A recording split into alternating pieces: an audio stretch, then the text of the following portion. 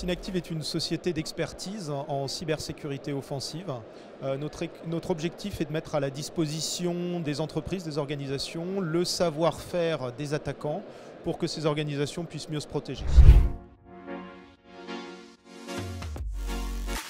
Aujourd'hui, les enjeux de la cybersécurité, c'est continuer de réussir à se protéger contre une menace qui devient de plus en plus perfectionnée, de plus en plus évoluée.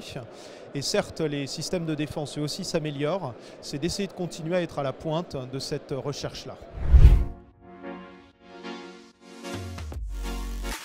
Tesla, c'est l'idée de deux gars de la société Synactive qui se sont dit un jour, David et Vincent, qui se sont dit un jour, tiens, on aimerait bien regarder la sécurité des véhicules Tesla. Il se trouve qu'au même moment, il y a 3-4 ans, il y a une compétition de cybersécurité internationale qui s'organisait sur le hacking de la Tesla, en partenariat d'ailleurs avec les ingés de Tesla. Et on a décidé, ok, c'est un sujet intéressant, c'est un sujet d'avenir. Ils ont commencé à regarder, ils ont commencé à trouver des vulnérabilités dans les véhicules Tesla. On a commencé à gagner ce concours d'intrusion qui s'appelle Pawn to Own sur les véhicules Tesla. Et là, ça va faire plus de la 3e édition qu'on gagne. On a déjà récupéré 2 Tesla, avec à chaque fois des prises de contrôle partielles ou totales du véhicule, par Internet, par les canaux Wi-Fi, par les canaux sans fil ou en local. Voilà, c'est un sujet qui nous passionne et une cible hyper intéressante, une voiture qui est à la pointe à la fois en termes d'informatisation du véhicule, mais aussi de cybersécurité, donc une cible intéressante et challenging.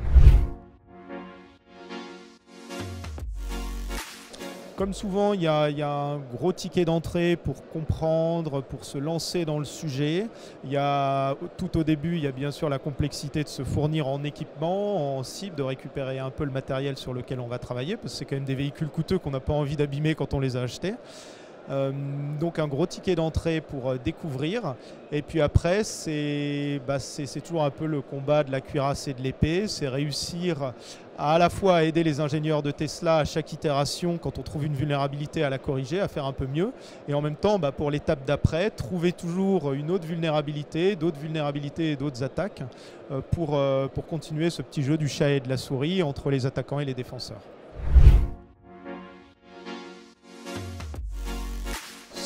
C'est une retombée déjà de fun pour l'équipe. Du coup, un 3e chercheur, là, Thomas, s'est aussi joint à l'équipe qui fait des recherches sur Tesla.